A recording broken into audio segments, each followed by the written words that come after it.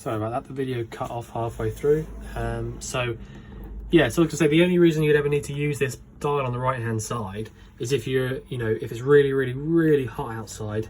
If you try and light it up on gas and you can hear it struggling to light up, you can turn this all the way down to the bottom, try it again. If it lights straight up, then turn it back around to here. But otherwise, you don't really need to bother with that most of the time. But yeah, so that's the fridge. I'll just switch it off now. But yeah, if the fridge is empty, after about 2 hours or so, it should be nice and cold. If it's full, you're looking at sort of 4 to 5 hours normally. You'd be surprised how long they do take to cool down, but once they are cold, they do stay cold nicely. So your grill, oven and burners, really simple. You've got an igniter switch just here, which does the ignition for all 3 burners, grill and oven at the same time. So if you want to light any of these up, you literally, I don't really have to show you, but push in and round to the left. That allows the gas to come through. And once that's coming through, push your igniter button in and do that. When you lighten the grill up, a couple of things to point out. Obviously you need to have this open when you use it, but just try and keep your eye on the fact that it's actually lit both sides of the grill up, because basically your igniter, it'll always be this front side that lights up first, because your ignition is here at the front. It will light up there first, and if it doesn't light up around the other side, just switch it off and try it again. Purely just for the fact that the gas will be pumping out the other side, but if it hasn't lit up, then it's not burning. So just make sure that you do that. Make sure that it lights up both sides. If I just do that now, actually. So I saw straight away there it lit the other side up. You can normally tell that because the little bit on the left hand side there is burning. If that wasn't burning, then the other side wouldn't be lit. Alright, so that's that, nice and easy. Switch that off. Door needs to stay open when you use it, and the same for the oven. Obviously you can shut that door, but yeah. We've got a couple more gas isolator taps just there with their correlated colours, so you can see which one does what. But they are all on at the moment. You do not need to turn them off just because you're going to leave the van for a couple of hours, or a few days or whatever. If your gas bottle is off, then that is plenty. You don't need to do any more than that. It's only for if you have a problem with a gas appliance. So if I thought that this was leaking gas somewhere, I can isolate that from underneath there and forget about it for that amount of time. And until you do that, until you have a problem with something, you don't need to mess about with any of the gas isolators whatsoever.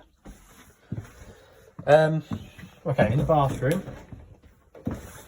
so you've got your shower here, so that pulls out and hooks up there if you want to use a shower. This then comes back around, hooks back over, stop it coming away, and this is your sink, so it sort of acts in 2 different ways at once.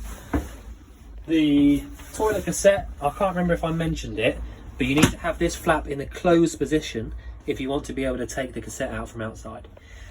But to open it up and allow anything to go into the cassette, you open it like that. So open, closed, and then your water, your actual flush, push that button down and it'll pump water around the toilet. Your pump switch needs to be on to use that, and obviously you need to have a little bit of water in the tank because it runs from your fresh tank. So that's the bathroom. Pop this little travel catch back over. What else have we got? The water will probably be, yeah. So that little black bit down there on the floor, I'm not going to take it out because the carpet's down nicely and it's all been cleaned. But basically there's a little hole in the floor there. If you take that out, you'll get to the top of the fresh tank, and then there'll be a little bung in the bottom of that, and that's how you can empty out your fresh tank. Your ladder up to the top here is all there as it should be. The window there works as it should as well. So yeah, that basically just goes back up there over the top for when you're driving. And that's it, I think. What else have we got? All of your blinds around the van work in the exact same way.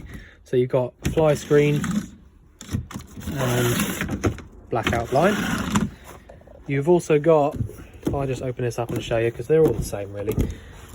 To actually open up this window and use it as you should, loosen off these and then open it up, and then basically when you get to where you want it to be, tighten these both down again and it will just stay open.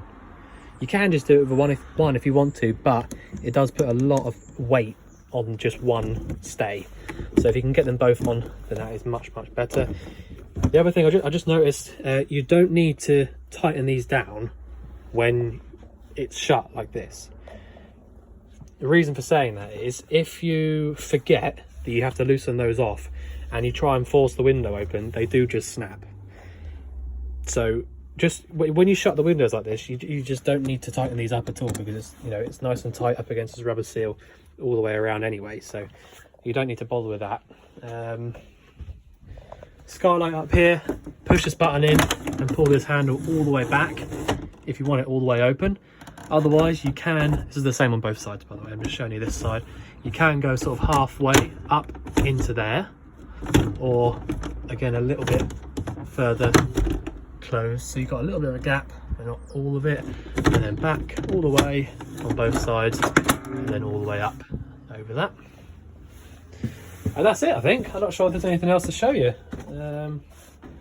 I've tried to be quite thorough with it, but yeah.